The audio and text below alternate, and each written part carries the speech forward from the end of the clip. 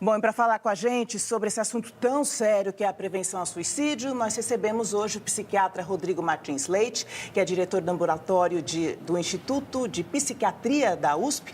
E enquanto a gente conversa, o Márcio Zamboni continua preparando os seus desenhos, que nós vamos saber um pouco mais daqui a pouco, ao final da nossa conversa aqui. Então, doutor Rodrigo, muito obrigada por estar conosco mais uma vez. Os números são assustadores, não? É a terceira maior causa de mortalidade de jovens entre 15 e 29 anos. Por que esse número tão crescente? A gente vem observando no Brasil um aumento de 20% do número de suicídios de 2000 para cá. E a gente imagina uma série de fatores que concorrem para isso, né? Um cenário, por exemplo, de crise econômica, de desemprego, de enfraquecimento dos laços comunitários, das famílias, um excesso de isolamento social associado a um aumento do consumo de álcool e outras drogas, vem contribuindo para um aumento global da taxa de suicídio. E os homens merecem uma atenção especial nesse estudo e no direcionamento do tratamento, do tratamento psicológico e da prevenção do suicídio. Sem dúvida, a população masculina é a população alvo de qualquer estratégia de prevenção de suicídio. 80% das pessoas que morrem por suicídio são homens, né? O homem tem uma série de barreiras culturais para procurar tratamento, para assumir fragilidades, vulnerabilidades, ainda mais do ponto de vista emocional, comportamental. Então, se a gente fosse escolher uma população alvo para começar uma estratégia realmente consistente, a gente teria que focar em alguma coisa do tipo: suicídio é papo de homem, homem também chora. A Austrália fez uma campanha recentemente muito interessante a respeito de tirar esse peso cultural do homem, de estimular o homem a procurar assistência, a assumir o seu sofrimento. A gente sabe que o homem tem um papel, muitas vezes, nas famílias, então essa questão do desemprego mais cobrado, né? Mais exigido, o papel social mais exigido.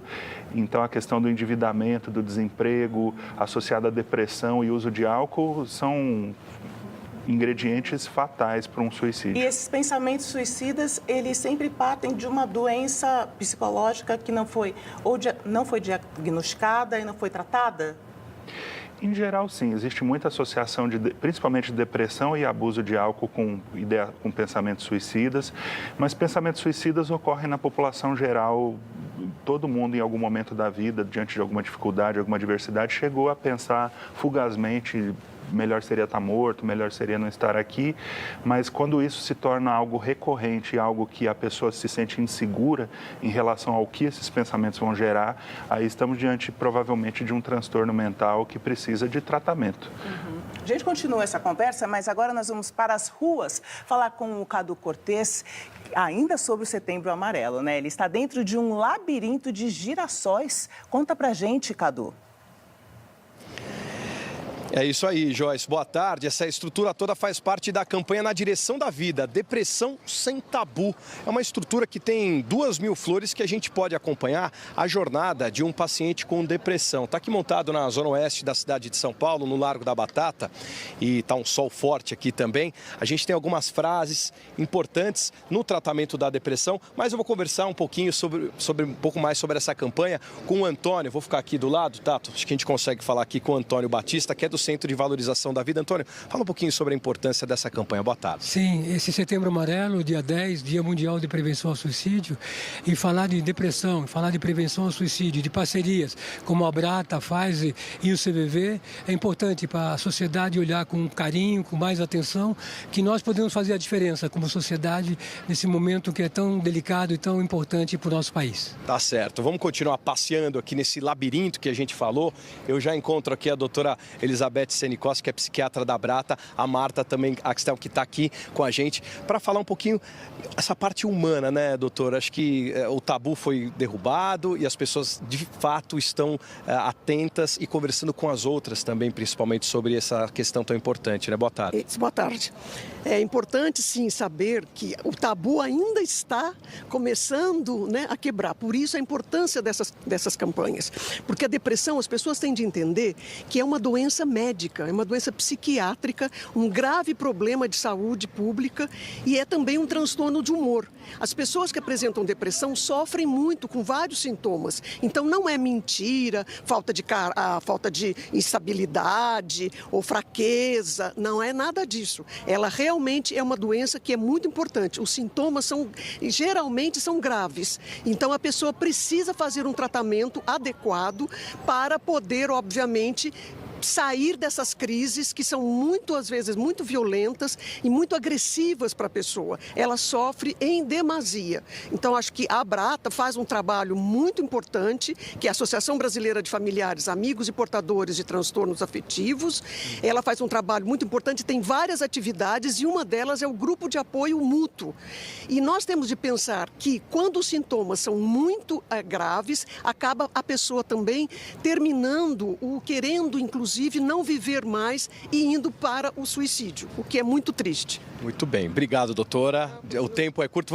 Vou pedir para a Marta dar um espacinho. A gente encerra com algumas frases que acho que são bacanas, né? O perder ou ganhar, peso rapidamente sem intenção, alguns sintomas importantes, ficar muito irritado, ter explosões de raiva. Com essas frases do Setembro Amarelo aqui do Labirinto de Girassóis, a gente volta aos estúdios. Joyce.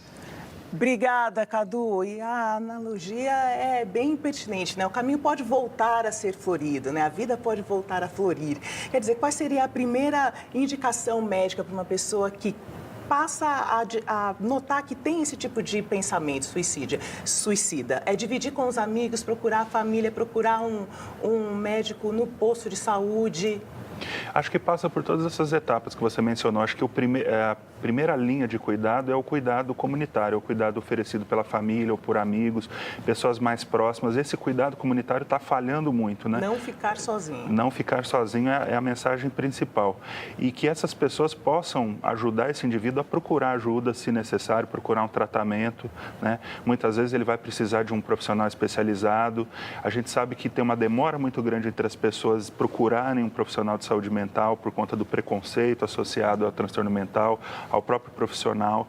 Então, assim, essas pessoas em volta, elas têm que ser uma rede de apoio que ajude a dar forças para o indivíduo buscar a ajuda necessária. Doutor Rodrigo Leite, já agradeço demais os esclarecimentos. Agora eu vou lá para o Márcio Zamboni saber como está esse desenho. Já sei que não vai dar tempo de finalizar, não, Márcio, mas eu quero saber que mensagem que você busca passar com os seus trabalhos, com os seus desenhos. Particularmente nesse desenho, eu estou tentando, né, pensar no suicídio, como mesmo o doutor estava falando aqui, como esse ensimesmamento, né, essa capacidade de sair de si e do próprio sofrimento, né? Então, a ideia de certa forma, carregar o mundo, carregar a dor do mundo nas costas, né? E eu queria pensar nessa prevenção ao suicídio, nessa saída desse ciclo de pensamento, né, desse ciclo vicioso, como uma possibilidade de enxergar um futuro, de enxergar outras possibilidades de existência, né, que estão para além desse sofrimento, dessa sensação de carregar toda a dor do mundo sozinho, né? Sim, enxergar a sua forma de extravasar, não?